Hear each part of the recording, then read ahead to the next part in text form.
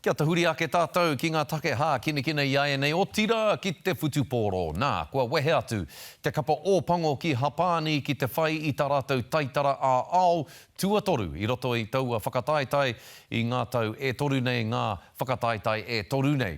Hei tā tātou kai kawe kōrero mo tēnei kaupapa whakahirahira rapaira tāwhai i tukuna ngā ōpango kia haere i raro i ngā tikanga tuku iho o tēnei whenua.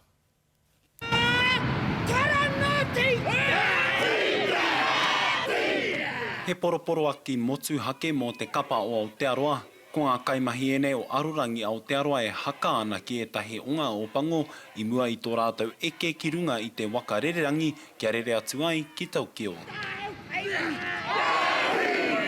To get to the airport here today, last night, I think was a big relief for everyone, and I think everyone you can sort of sense a bit of excitement about jumping on the plane and getting it all underway. He poroporo aki Māori ka tika pea no te tainga atu ki Hapani kei pūhia ke ngā hau o te huripari o reira. I've got full trust in Air New Zealand.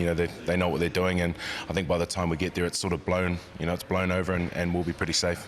No, look, I just woke up to that news, so it's interesting. I think we expect a little bit of weather over the this early part of the tournament when it's going to be quite hot over there. So look, we'll just deal with it when we get there. Heoi kāre te kāpene mo te māharahara mo te huarere, ko na whakaaro ke ki te whakataetai me te hiahia ki te taitara e toru wā karapipiti. As you say, it's going to be bloody tough, and they're the special moments you want to be a part of and test yourself. So yeah, can't wait for it. Hei te pōnei tau ai te waka ki Hapani, hei te rua te kaumā tahi te tuki ngā tuatahi kia Āwherika ki te Tonga. Rāpare tāwhai te karere.